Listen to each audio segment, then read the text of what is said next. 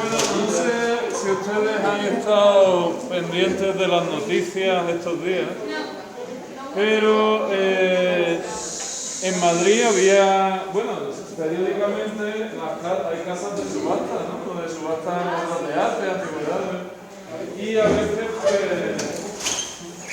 se subastan obras caras. De hecho, algunas casas, por ejemplo, Sotheby's en Reino Unido, pues tiene subastas de muchos millones de libras, de euros, de dólares. Muy bien, pues resulta que en Madrid esta semana había una subasta de pintura en una casa de subastas y se ha bloqueado la subasta porque el Estado ha intervenido.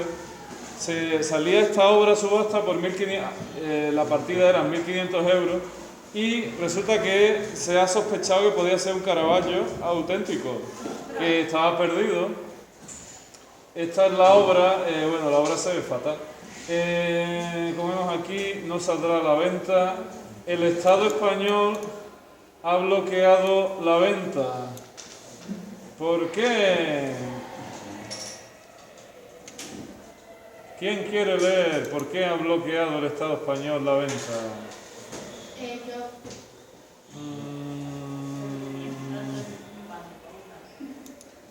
Venga, por ahí, se ha retirado. ¿Quién se anima? Se ha retirado el lote porque hay que comprobar y estudiar la pieza más a fondo. Los propietarios tenían dudas. En apariencia, el lote 229 parecía uno más de los 8 cuadros que se iban a subastar. Un óleo sobre lienzo de 111 por 86 centímetros, titulado La coronación de espinas, atribuido al título de José de Ribera, siglo XVIII, príncipe de Salinas, 1500. Sigue. José de Ribera es un seguidor del Caravaggio. Está en Roma desde 1608 y en Nápoles desde 1616, pasando de ser un personaje inquieto con traje de licenciatura a ocupar un puesto de prestigio en la sociedad. Pero, ¿por qué la retirada de la pieza? Del relato del veterano crítico e historiador del arte italiano Vittorio Gianni surge una historia singular el pasado 25 de marzo. Gianni se entera por Antonello de Pinto, artista y maestro, y hay, según él, un cuadro de Mattia Preti que le interesa a un anticuario, y envía una imagen de la obra a Carmen para solicitar la opinión del experto. Lo veo, comprendo que la obra es de Caravaggio y planeo traerlo a Italia. El anticuario, que conoce a los dueños del cuadro, planea comprarlo por cientos de miles de euros. Hasta que anteayer me llaman de Pinto para informarme que el anticuario está en Madrid y le digo que lo buscaré en subasta. Ayer por la mañana me envían un mensaje informándome de que el cuadro ha sido retirado. Bueno, ¿a dónde va la cosa? Pues que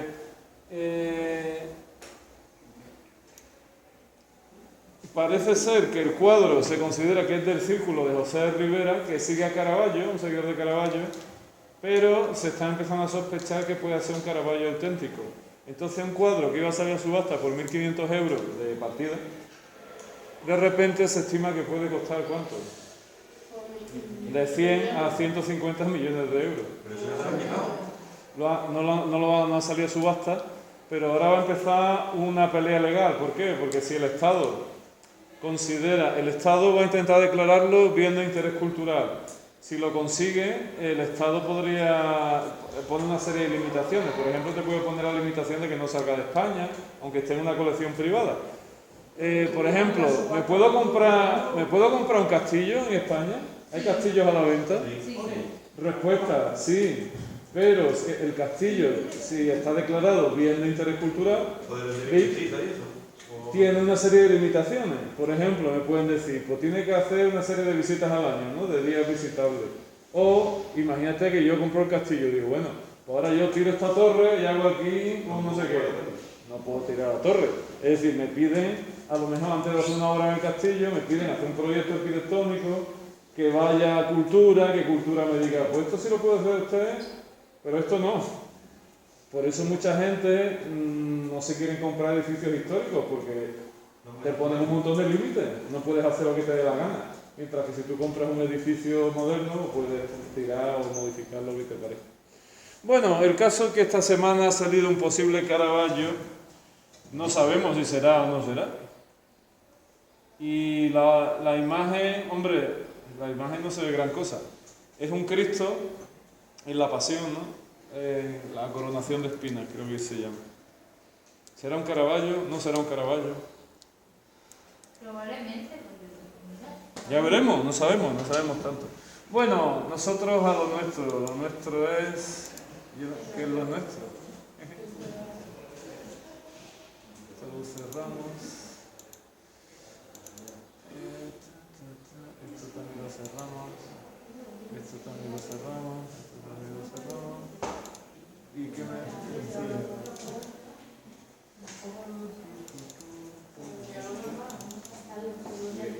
Muy bien, ¿cómo se llamaba esto? la ronda de noche. La ronda de noche.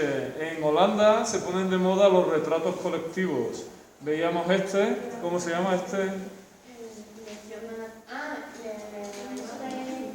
La lección de anatomía o la lección de anatomía del doctor Tulp, si queremos. Es un retrato colectivo que hace Rembrandt. ¿Por qué barroco? ¿Quién se anima? Porque Claroscuro. representa, o sea, hay muchos personajes. Muchos personajes y composiciones mucho más complejas que en el Renacimiento. Con búsqueda de las diagonales del cuadro, el cadáver, estos personajes también están en una diagonal, si nos fijamos, ¿vale? Utilizan escenas como para... Hay que llamar la atención del espectador, por ejemplo, un hecho que hemos leído que era bastante poco común, ¿no? La disección de cadáveres no era algo habitual en la Europa de esa época. De hecho, se hacía una al año o algo así, ¿no? Decían. Muy bien, más cosas. Esta gente pagaban para salir en el cuadro, para ser representado. La lección de anatomía del doctor Tulp o la ronda de noche.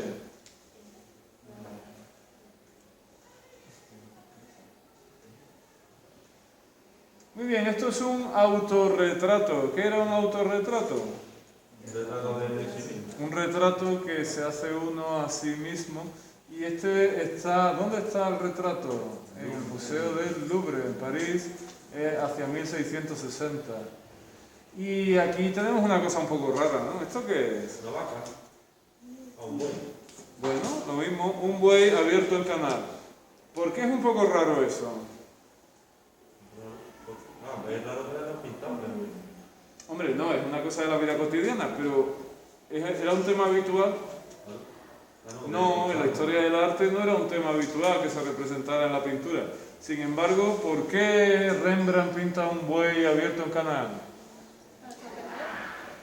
Para sorprender al espectador. Sí, ¿no? Un temas nuevos.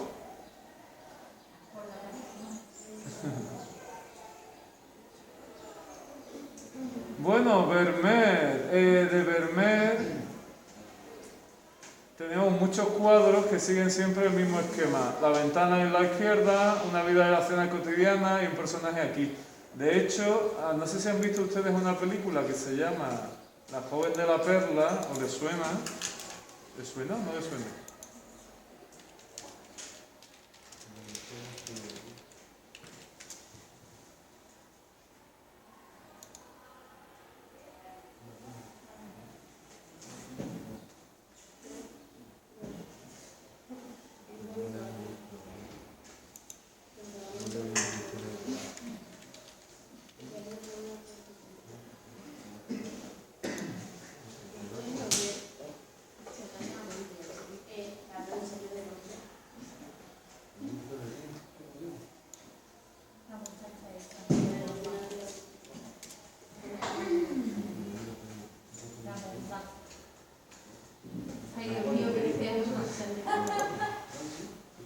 Bueno, no sé si les suena este cuadro. También una película que se hizo hace unos años, La joven de la perla, está inspirada en un cuadro de Vermeer.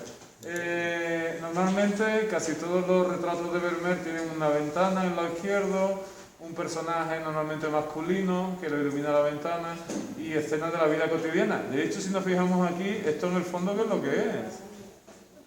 Esto es un bodegón, ¿no?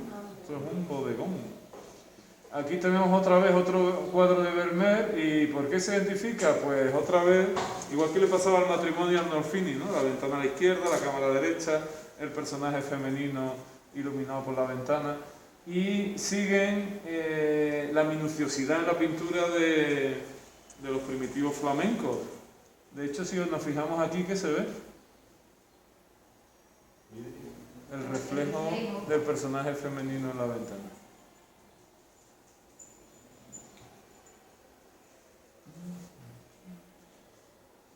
Bueno, algo que también es característico del barroco es la aparición del paisaje como tema de la pintura, que hasta entonces tampoco había sido muy habitual. El paisaje siempre tenía un carácter de fondo de la pintura, ¿no? Pero ahora, como estamos viendo aquí, el paisaje se convierte en protagonista de la pintura, ¿no? Sobre todo a partir del barroco, siglo XVII.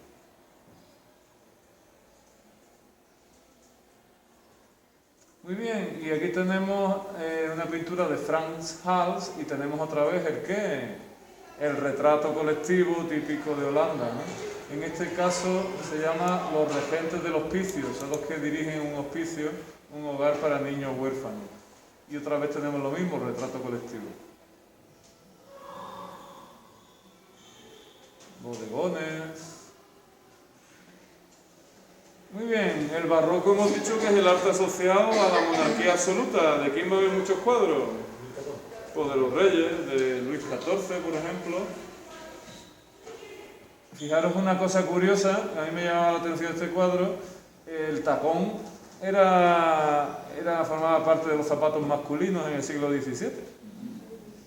El rey llevaba tacones.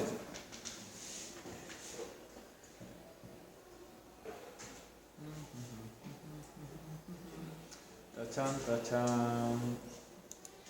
Pues nada, se acabó la pintura europea, pero ahora nos queda tela marinera. ¿Por qué? Porque tenemos un montón de imágenes de pintura española. ¿Y por qué pintura española? Vamos a pensar un poquito. Barroco en España. ¿Tenemos muchos artistas o pocos? ¿Uno solo? No, mucho. ¿Mucho? Vaya por Dios. José de Rivera, Increíble. Francisco Pacheco, Zurbarán, Alonso Cano, Velázquez, Murillo, Valdés Leal. Si ustedes se fijan, el barroco es la edad de oro de la pintura española. Es cuando hay más maestros de altísimo nivel en España trabajando. Y tenemos que hablar de ellos. Rivera, José de Rivera, Francisco Pacheco, Zurbarán, Alonso Cano, Velázquez, Claudio Coello, Murillo. Bueno, hay que hablar un poquito de ellos, ¿vale? ¿Solo de Velázquez? No, hombre, no. Sí. Solo Velázquez, lo demás no me interesa. Muy bien. De José de Rivera, que trabajó algún tiempo en Italia, era muy bajito, le llamaban el españolito, porque era muy bajito de estatura, y se dice que era un seguidor de Caravaggio. ¿Qué quiere decir eso? De hecho, el cuadro que acabamos de ver, que pensaba que era de Rivera, al final se cree que es de Caravaggio. ¿Qué quiere decir que seguía a Caravaggio la pintura? Que lo haga como era su referente. Era su referente. Es un pintor claroscurista o tenebrista. ¿Qué quiere decir eso? Que hay mucho contraste lumínico en sus cuadros. Esto es un San Andrés que está en el Museo del Prado de José de Rivera de 1630. Pero nos vamos a parar en esta obra de aquí, el martirio de San Felipe. ¿Y por qué es barroco? ¿Quién me dice? Doña Marta, ¿por qué es barroco? No sabe. Doña Marta no sabe, no contesta. Doña Mercedes, ¿por qué diría usted que es barroco? Muchos personajes. Una composición compleja. Sí. ¿Por qué más? Pues la diagonal. Búsqueda de diagonales en el cuadro, sí señor. Más cosas. Cierto claro oscuro. Muy bien, ¿qué más? Martirio de San Felipe. Es un momento de máxima tensión. ¿Qué están haciendo con San Felipe, con el pobre? Lo están crucificando, pero lo han amarrado ya al palo y ahora están subiendo el palo para crucificarlo. Momento de máxima tensión, de hecho, prácticamente no estamos viendo a los que lo están izando, está totalmente de espaldas, un momento de mucha tensión. Muchos personajes por aquí, otros personajes por acá. San Felipe en una posición también de tensión. Muy bien, José de Rivera, 1639. ¿Dónde está? Museo del Prado. En Madrid. Muy bien, y aquí pasa una cosa que es un poco rara. José de Rivera, el patizambo. ¿Qué quiere decir eso? ¿Qué quiere decir que alguien es patizambo? ¿Es paticorto? Es paticorto. Entonces diríamos paticorto. ¿Quién se anima a leer un poquito? Doña Maribel está deseando. El piebaro, también conocido como el patizambo, el lisiado y el zambo, es una de las pinturas más conocidas del pintor español José de Rivera. Está realizado en óleo sobre tela y fue pintado en el 1742. Mide 164 centímetros de alto y 92 por 94 centímetros de ancho. Es un ejemplo del crítico realismo de la escuela española del siglo de oro. ¿Dónde se exhibe actualmente? Se exhibe actualmente en el Museo del Louvre de París, gracias al legado del coleccionista. Bueno, vale. ¿Cuál es el tema del patizambo o el piebaro o el lisiado? Que no se ve bien. Y si lo pongo aquí se ve peor. ¿Que tiene de arepa? Mira, te sale ahí tu amigo desde la cara. No, por favor. No quiero ver a mi amigo más.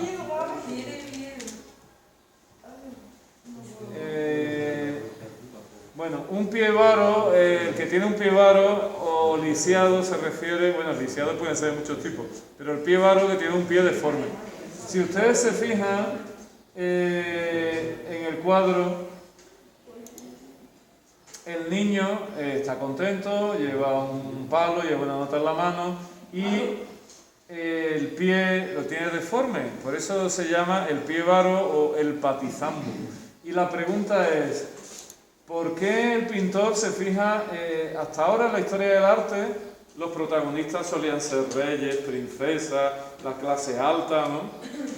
Un niño deforme que muchas veces vivían en la calle pidiendo, ¿eran protagonistas de la pintura o no? No, ahí se ve que No, pero durante el barroco muchas veces los artistas empiezan a retratar a personajes que viven en la calle y entre ellos está, por ejemplo, este muchacho de José de Rivera.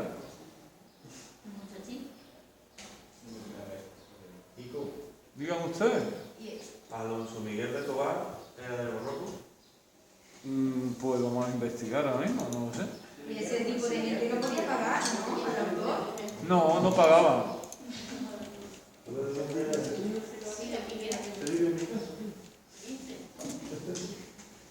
Alonso Miguel de Tobar era de Higuera de la Sierra y fue el pintor de barroco, sí. Alonso Miguel de Tobar, Higuera de la Sierra, provincia de Huelva, 1678-1752, un pintor español de la escuela sevillana. Muy bien. Aquí está. O Alberto en la casa de ese.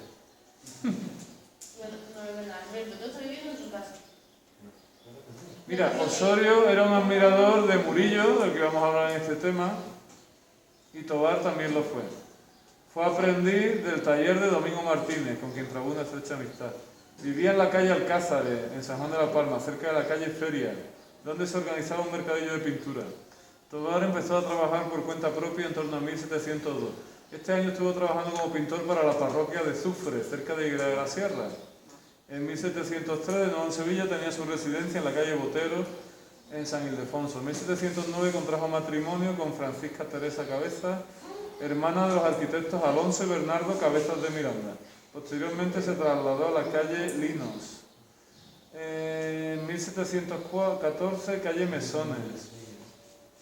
Tobar fue consiguiendo popularidad con sus obras, además por conocer detalladamente la técnica de Murillo. El Cabildo catedralicio le encarga la restauración de la pintura Nacimiento de la Virgen Inmaculada de la Catedral de Sevilla. En torno a 1723 realizó una Inmaculada para la capilla de la Casa de la Contratación, que entonces estaba en Cádiz. Lo llaman a la corte, o sea que fue un pintor famoso dentro del siglo XVIII, entre finales del 23 y principios del 24. La llegada de Tovar a Madrid coincidió con la contratación de muchos artistas para decorar la granja de San Ildefonso, que ya la vimos como ejemplo de arquitectura barroca, era de Yubara. En estas fechas el pintor estaba realizando, es posible que fue auxiliar de Jean Rack en el Palacio de la Granja.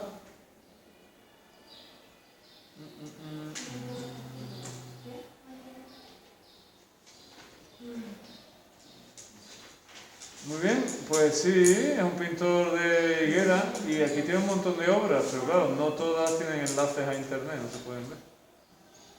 Y también obras de autoría dudosa. Digo, ese hombre no pintó nada.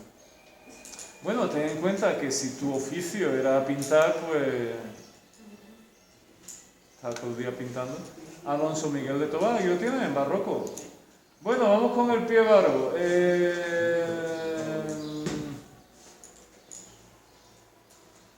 ¿Quién quiere leer un poquito? Yo. Pues venga. Este lienzo muestra el realismo estricto con el que José de Rivera pintaba. El cuadro está firmado y atado en el ángulo inferior derecho, sobre el suelo. Giuseppe de Rivera, español, F.1540. La estructura compositiva es simple. Un mendigo de cuerpo entero sobre un fondo paisajístico. El cuadro representa al joven mendigo con aspecto humilde. Tiene un pie deforme, varo, de manera que no puede sostenerse sobre el talón. El patizambo sonríe directamente al espectador, viéndose que le faltan algunos dientes. Muestra en una mano un papel que significa "den una limosna", por amor de Dios. Este papel era la autorización necesaria en el reino de Nápoles para ser un pueblo tercero. Con ese mismo brazo sujeta al hombro su muleta. Ah, es una muleta, no es un palo. Muy bien. El pie zambo, el patizambo o el pie varo es un mendigo, un chiquillo que pedía dinero en la calle. Lógicamente ellos no tienen dinero para pagar el cuadro, no tienen dinero ni para comer. Sin embargo, son un tema habitual en el barroco. Aquí sí se ve mejor el pie, ¿no? Bueno. La escuela andaluza, madre mía. Francisco Pacheco, Sánchez Cotán, Zurbarán, Alonso Cano. Vale, de Francisco Pacheco no tenemos nada, pero es un gran pintor. De hecho, es el maestro de Velázquez. De Sánchez Cotán, aquí tenemos un bodegón. Y bueno, de Zurbarán, en Zurbarán sí nos paramos un poquito. Zurbarán va a ser un pintor que realice muchos encargos para conventos. Y este tal vez sea su obra más famosa. Se llama San Hugo, el refectorio de los Cartujos. Vamos a hablar un poquito de ella, ¿vale?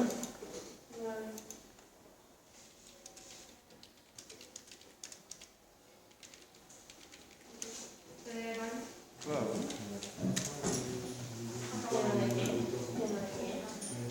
¿Quién quiere leer un poquito? ¿Mi abuela? Tu abuela no puede leer porque no. Venga, alguien que esté en la clase. Venga. San Hugo en el refectorio de los Cartujos, Sevilla, Museo de Bellas Artes. Es un cuadro de Francisco de Zurbarán, realizado en el año 1655. En esta composición, Zurbarán nos sitúa frente a una vasta naturaleza muerta. Las verticales de los cuerpos de los Cartujos, de San Hugo y el paje están cortados por una mesa en forma de L y cubierta con un mantel que casi llega hasta el suelo. El paje está en el centro. El cuerpo encorvado del obispo situado delante de la mesa, a la derecha.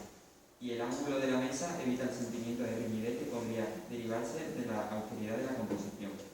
Delante de cada uno han dispuesto los platos de barro que contienen comida y unos trozos de pan, 2 jarras de loza talaverana, un cuenco boca abajo y unos cuchillos abandonados. Ayudan a romper una discusión resultar monótona si no estuviera suavizada por el hecho de que los objetos presentan diversas distancias en relación al borde de la mesa.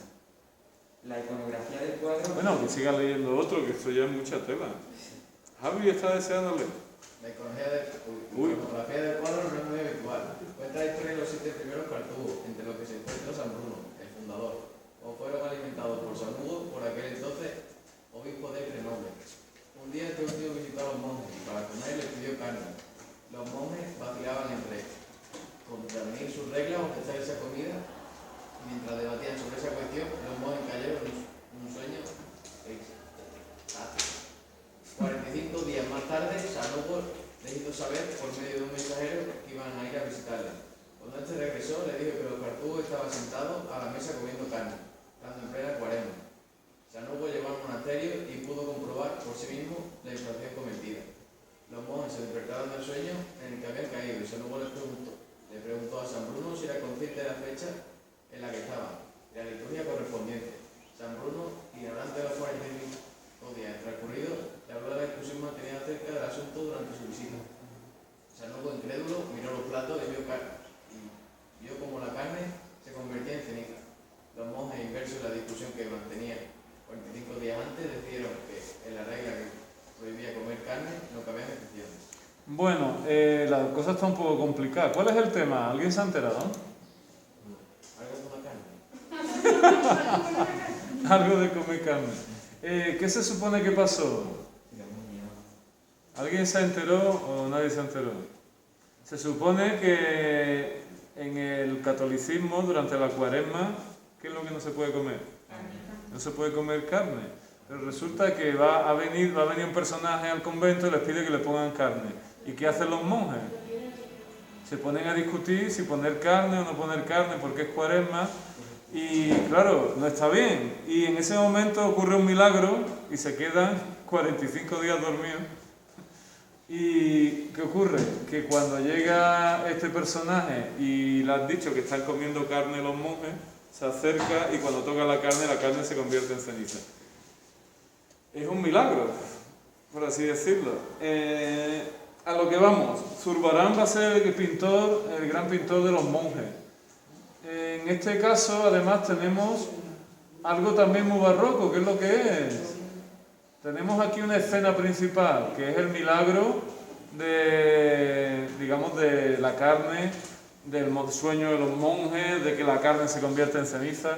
Pero aquí arriba, ¿qué es lo que tenemos? Un cuadro dentro del cuadro. Eso también va a ser muy barroco, ¿de acuerdo? Tenemos los cartujos sentados en el refectorio, en el comedor, una mesa en forma de L. Uy, ¿cómo estamos? Los monjes, la vajilla típica de los monjes, de los vasos que utilizaban y los cuencos, y el fundador de la orden. ¿Vale? Zurbarán, San Hugo en el refectorio, Museo de Bellas Artes de Sevilla.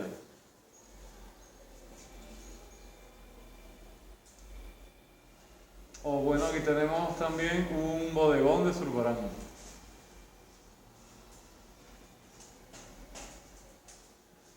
Bueno, pero uno de los autores más famosos del barroco español, ¿quién es? Velázquez. ¿Cómo se llamaba? Diego Rodríguez de Silva y Velázquez. Tiene un buen nombre. Buen nombre. Bueno, su obra la vamos a estudiar en 6 etapas. Bastante fácil. Primera etapa, ¿dónde? Sevilla. Segunda etapa, ¿dónde? En la corte, pero no en la corte Concepción, sino en la corte del rey. Tercera etapa, primer viaje a Italia. Cuarta etapa, segunda estancia en Madrid. Quinta etapa, segundo viaje a Italia. Sexta etapa, los últimos años de su vida. Así que 6 etapas. Primera, Sevilla. Segunda, o Madrid, ¿no? Tercera, primer viaje a Italia. Cuarta, otra vez vuelta a Madrid. Quinta, segundo viaje a Italia, últimos años de su vida. ¿Fácil o difícil? Sí, esto está tirado. Sevilla, en torno a los años 20 del siglo XVII. ¿Qué tenemos aquí? Esto. tenemos esto. Es una vieja friendo huevo. Es fácil de identificar. ¿Por qué? ¿Esta mujer qué le pasa? Es mayor, Que es mayor, por lo tanto, Está es haciendo una vieja. ¿Y qué está haciendo? de huevo. Friendo huevos. ¿Así como se llama el cuadro? vieja. La vieja friendo huevos. No se complica la vida. De hecho, hizo una especie de parodia A nosotros es mejor. en Goya, ¿no? ¿Qué has dicho, Ana? El Goya hizo una especie de parodia. Muy bien, en el fondo, si nos fijamos en la parte baja del cuadro, de Velázquez se ha dicho que Velázquez hacía bodegones con personajes. ¿Por qué se decía eso? Porque tienen un montón de Porque esto de aquí tenemos una jarra, aquí tenemos un almirez, aquí tenemos un cuenco, un cuchillo, aquí tenemos una olla de barro, la mujer friendo los huevos, este muchacho que no sabemos lo que lleva en la mano, si una calabaza, un instrumento musical. Todo esto, aquí abajo tenemos un cacharro de cobre, parece. En el fondo, si nos fijamos, es como si fuera un bodegón al que se le incluyen personajes. En este caso tenemos una vieja, un niño que la observa. ¿Y por qué barroco? Pues porque claroscuro, Claroscuro, la diagonal, las diagonales, el bodegón, que es algo típico del barroco, el realismo en los personajes, así que la vieja friendo huevos. Y esta es algo parecido. Antiguamente la gente vendía agua por la calle. Así que alguien que está vendiendo agua por la calle, ¿a qué se dedica? ¿A qué se dedica este señor? A vender agua. Otra vez tenemos una situación parecida. Un gran recipiente de cerámica, otro gran cuenco, otro cuenco más pequeño, un vaso de cristal lleno de agua. En el fondo estamos otra vez delante de ¿qué? Un bodegón. Y tenemos aquí un personaje mayor y un niño con actitud parecida al de la vieja friendo huevos, ¿verdad? Se parece a la vieja. Parece el mismo niño incluso. ¿Cómo se llama eso? El aguador de Sevilla, la vieja friendo huevos. El aguador de Sevilla.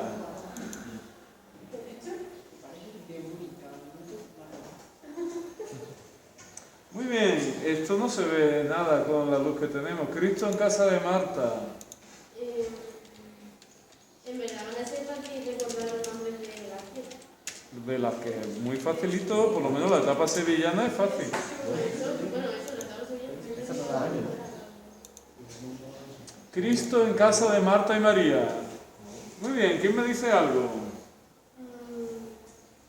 Si nos fijamos aquí abajo, ¿qué tenemos? Un bodegón. Es decir, que de Velázquez, ¿qué se decía? Porque era un pintor de bodegones que incluía personajes. Tenemos un bodegón, tenemos una vieja que nos recuerda a quién. A la vieja friendo huevos, tenemos a una muchacha más joven que está haciendo ¿qué? ¿Hay pescado? Bueno, Está muriendo agua, ¿verdad? esto de aquí se llama almirez. Seguro que ustedes tienen alguno en casa, ¿no? Mortero. Mortero o almirez. Y aquí tenemos un corte, ¿y qué tenemos? Otra escena, algo también muy barroco. Un cuadro, pues dentro del otro cuadro. Y la pregunta es, ¿qué representará? ¿Quién quiere leer un poquito? ¿Está deseando leer? ¿Quién? No, Pablo lee mucho. Teresa. Cristo en casa de Marta y María es una pintura al óleo de Velázquez realizada en Sevilla. Al comienzo de su carrera, fechada en 1618, se desconoce... Bueno, pasamos de para quién podía ser. Venga, siga usted. El cuadro reúne elementos propios del género del bodegón con figura, practicado actualmente por el joven Velázquez y defendido por su maestro y suegro Francisco Pacheco, pues con ello halló la verdadera imitación del natural. En primer término presenta una doncella trabajando en la cocina con un almirez. En la mesa se encuentran 2 platos de barro con huevo y 4 pescados por cocinar. Un jarro también de barro vidriado en su mitad superior y una bombilla y algunos ajos puesto el pintor el acento en el tratamiento diferenciado de su estructura sutil. A la espalda de la doncella, un anciano en la que se ha visto el mismo modelo de la vieja pidiendo luego, parece amonestar a la joven, gesticulando con el dedo índice de su mano derecha. El naturalismo con el que Velázquez trata esta parte del cuadro sitúa al espectador ante una escena cotidiana, en la que el pintor pudiera haber retratado cualquier cocina sevillana en su tiempo. Vale, sin embargo, dice el dedo de la anciana dirige la mirada del espectador hacia un recuadro que está a la derecha. Es decir, en primer plano, ¿qué pone Velázquez? Pues una escena de la vida cotidiana en una cocina, ¿no? Una muchacha cocinando, la vieja que viene por atrás y no sabemos si le dice no hagas esto así o no hagas aquello así. Pero la mano de la anciana, ¿a dónde nos dirige? ¿A dónde? A la ventana y a la escena que se produce en el fondo.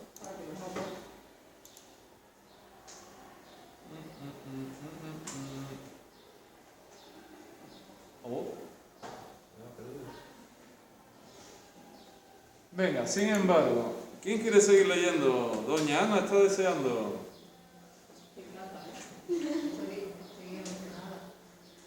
Sin embargo, el dedo de la anciana dirige la mirada del espectador hacia un recuadro situado en la derecha, en el que se divisa la que sería la escena principal, situada en segundo plano. En una estancia posterior, Jesús dialoga con las hermanas María, sentadas como en el estado a sus pies, según la costumbre determinada de la época, y Marta, en pie, Recriminando. Venga, usted puede. Así pues, la imagen ilustra un pasaje del Evangelio de Lucas 10:38-42, donde el evangelista cuenta cómo ha llegado Jesús a una aldea. Fue recibido en su casa por Marta, que se iba a ocupar afanosamente de su servicio. En tanto, María solo se ocupaba de escuchar con atención las palabras del servicio. Marta se quejó a Jesús porque su hermana le dejaba sola en los quehaceres de la casa. Jesús le replicó: Marta, María, tú te preocupas y te apuras por muchas cosas y solo es necesario una. María ha escogido la parte mejor. No se la quitará. ¿Y qué quiere decir entonces el pasaje? Jesús ha llegado a una localidad, Marta y María lo acogen, y Marta se afana por servirle y María solamente lo escucha. Y Marta después se queja de María y le dice, oye, están a cenar. ¿Y qué le dice Jesucristo? Que ha hecho bien en escuchar. ¿Que ha hecho bien? ¿Por qué? Porque está escuchando la palabra del Señor. Así que, ¿por qué es muy barroco el cuadro, la concepción del cuadro? Porque en realidad, ¿dónde está la escena principal? Ahí está. La escena principal no está en primer plano, ¿no? Sino que está al fondo del cuadro. Eso digamos que es un artificio, es muy rebuscado. Después tenemos aquí un bodegón, tenemos aquí una escena de la vida cotidiana. Si nos fijamos es bastante barroco en sí, ¿no? Uy, una monja. La madre Jerónima, no una monja. Es una monja. Una monja. Muy bien, etapa sevillana, fácil. Vieja, friendo huevos, aguador de Sevilla, Cristo en casa de Marta y María y la madre Jerónima de la Fuente. Toma ya. Muy bien, segunda etapa, la corte. La corte. Claro. Si alguien es nombrado pintor de la corte, ¿a quién va a pintar? A los reyes. Al rey, a la reina, a las infantas, a los personajes de la corte. Aquí tenemos un retrato de Felipe IV, que ustedes lo habrán visto en Historia de España, supongo, ¿no? Ese es un Austria mayor. No, este es menor. Bueno, algo de una Austria era. Aunque para ellos era lo mismo. Qué bien feo. Oh, Felipe IV de Velázquez, fíjate lo que me pone. Qué inconveniencia. Dice de verdad este hombre, rey feo. Bueno, los autos. Muy bien, este es Felipe IV. Uy. ¿Me lo quita? ¿Quiénes eran los austrianos? Carlos I, Felipe II, III, IV y Carlos II. Exacto, muy bien. Si ustedes lo piensan de historia de España, el matrimonio de Juana la Loca con Felipe de Habsburgo tiene un matrimonio que salió bien, la unión dinástica, y sus hijos heredan, por una parte, la herencia de los reyes católicos, Castilla, Aragón, con todos sus territorios, y después de la parte de Felipe de Habsburgo heredan pues terreno Flandes, Carlos I se convierte en emperador, el Franco Condado, territorios austriacos, es decir, esa unión dinástica va a tener mucho éxito. Como en España el apellido Habsburgo es difícil de pronunciar, ¿cómo se les llamó en España? Austria. Los Austrias, porque procedían de Austria. Dominan el siglo XVI y XVII, Carlos I, Felipe II, Felipe III, Felipe IV, Carlos II. Este es Felipe IV. Y podemos ver cómo se vestía en esa época, ya lo hemos visto con el Greco, cómo se vestía en el 16 y 17 en España. Con la cosa en el cuello esa. Un encaje de blanco, de tela en el cuello, y después ¿cómo? Pues básicamente ¿cómo? De negro, una casaca negra, unos pantalones cortos, ¿no? Negros, medias negras, todo de negro. Y los austrias se les identifica bien, ¿por qué? Porque tenían... A ver, ¿eso lo han dicho en historia? ¿Qué tenían? ¿No le veis algo raro en la mandíbula? Tienen la mandíbula inferior, le sobresale un poco. Eso se le llamaba belfo y casi todos los austrias lo tenían. Es un problema realmente físico tener la mandíbula hacia afuera. Si nos fijamos, si mordéis, la mandíbula, ¿cómo tiene que estar? Por dentro. Pero ellos lo tenían un poco hacia afuera, con lo cual tenían problemas al masticar. También, bueno, la deformación. Muy bien. Este es famoso. ¿Cómo se llama?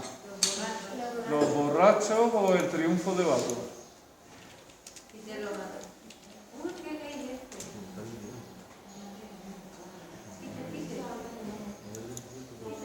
¿Quién se anima a leer un poquito? Por ejemplo, Violeta. El triunfo de Baco es una pintura del español Velázquez creada en el siglo XIX, conservada en el Museo del Prado. Es conocida popularmente como Los Borrachos. El cuadro lo pintó unos 5 años después de su llegada al Madrid, procedente de Sevilla, un poco antes de su primer viaje a Italia.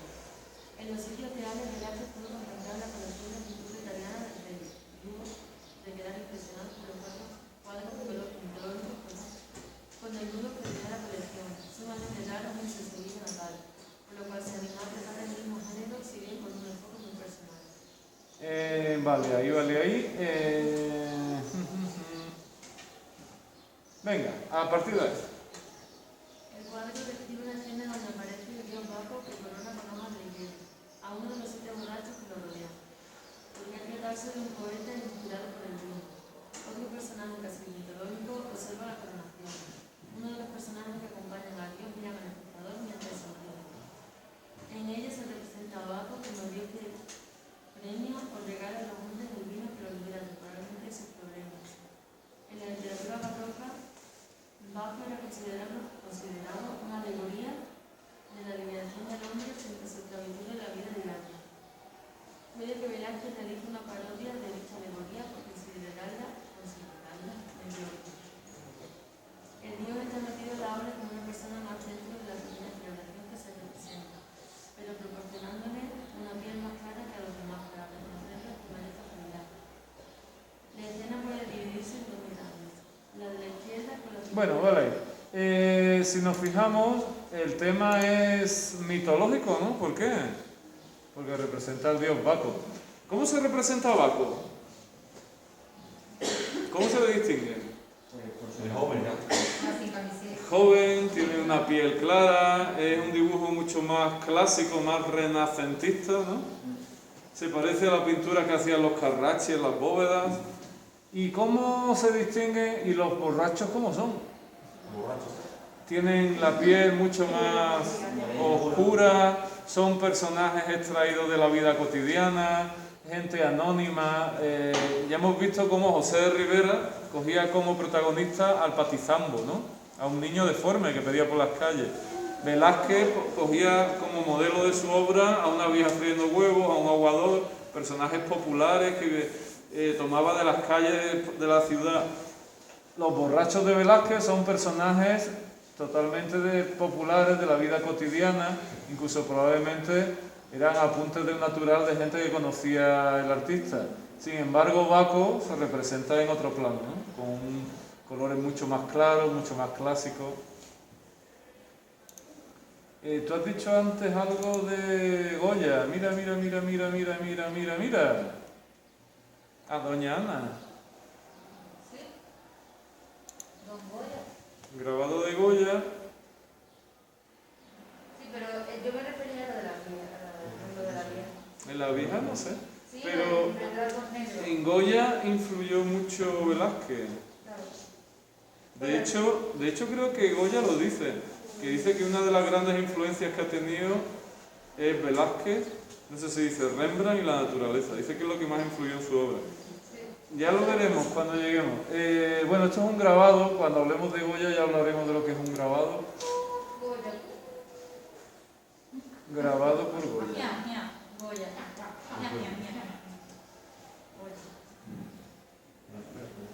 Muy bien, primer viaje a Italia, la fragua de Vulcano. ¿Quién era Vulcano? Hefesto. Hefesto, muy bien. Vulcano no, Hefesto. Oh, pues el cuadro se llama La fragua de Vulcano. Me da igual. Me da lo mismo. ¿Quién quiere leer? Está deseando leer Don Carlos. La fragua de Vulcano es una obra de Diego Velázquez, pintada en Roma en 1630, según informa Antonio Palomino, durante su primer viaje a Italia y junto a la túnica de José, opinión compartida por la crítica. Ambos cuadros fueron pintados sin mediación de encargo, por iniciativa del propio pintor, quien los conservó en su poder hasta 1652, vendiéndolo a la corona en esta fecha, junto con otras obras de mano ajena, para la decoración del nuevo palacio del Buen Retiro. Se encuentra desde 1819 en el Museo de Prado. Vale, pues 1630 es un cuadro de proporciones bastante grandes, casi 3 metros por 2, es barroco o lo sobre lienzo, está en el Prado, 1630, y vamos al tema.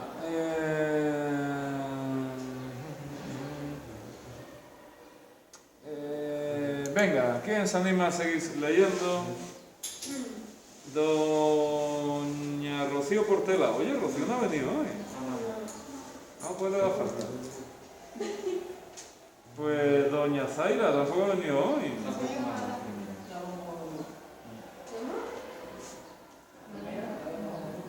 Pues Doña... no sé, Don Álvaro Martínez, sigue usted. Palomino ofreció una descripción precisa de su asunto, otro cuadro. Pintó en este mismo tiempo de aquella fábula de Vulcano cuando Apolo le notició su desgracia en el adulterio de Venus con Marte.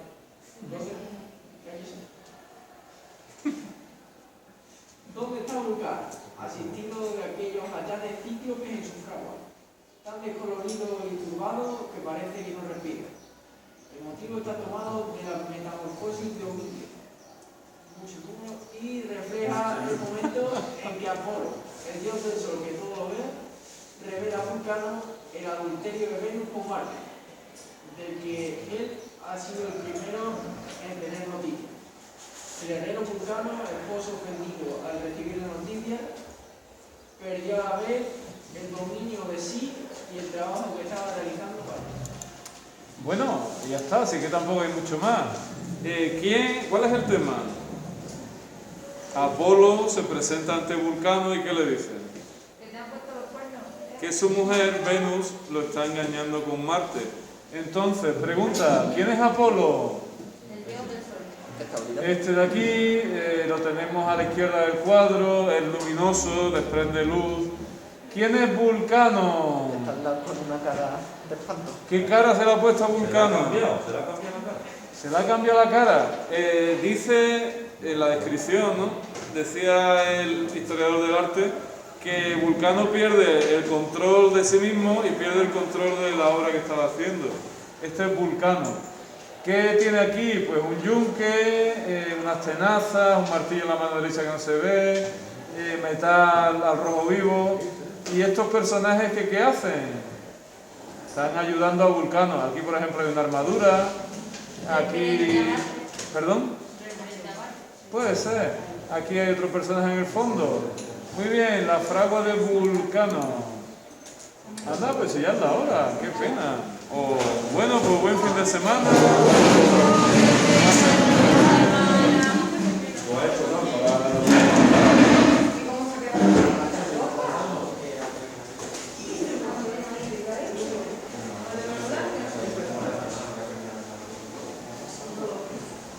Pero cada uno.